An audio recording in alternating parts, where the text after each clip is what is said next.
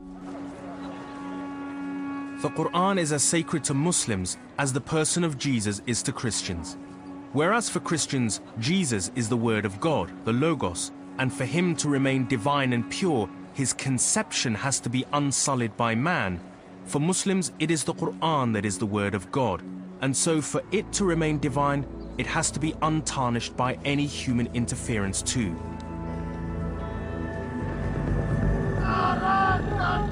So dishonoring the Quran is profoundly shocking to Muslims, as it's an attack not only on Muhammad, but also on God himself. In recent years, there have been numerous instances where the Quran has been burnt or desecrated, sometimes to humiliate Muslim prisoners in Guantanamo Bay, sometimes as a reaction to a terrorist attack.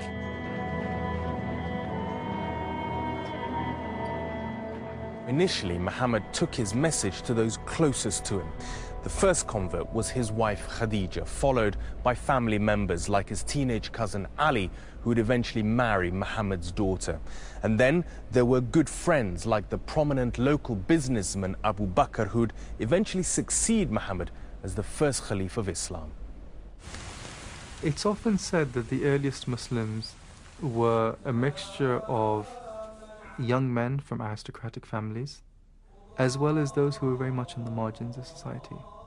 So there's the idea that Islam was a revolutionary message.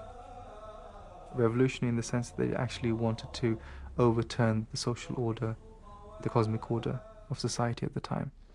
The process of conversion was as straightforward as it is today.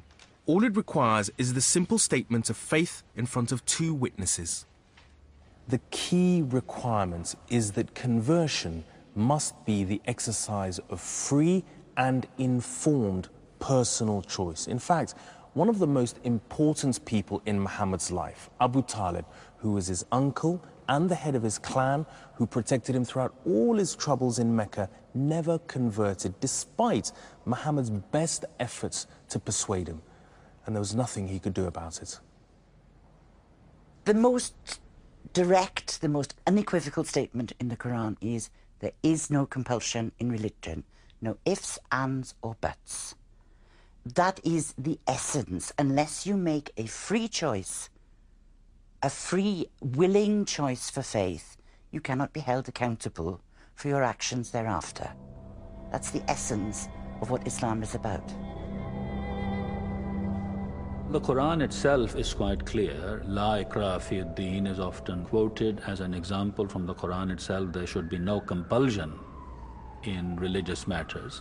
And the Prophet said, even vis-a-vis the pagan Arabs, lakum deinukum wali deini, to you your religion and to me mine.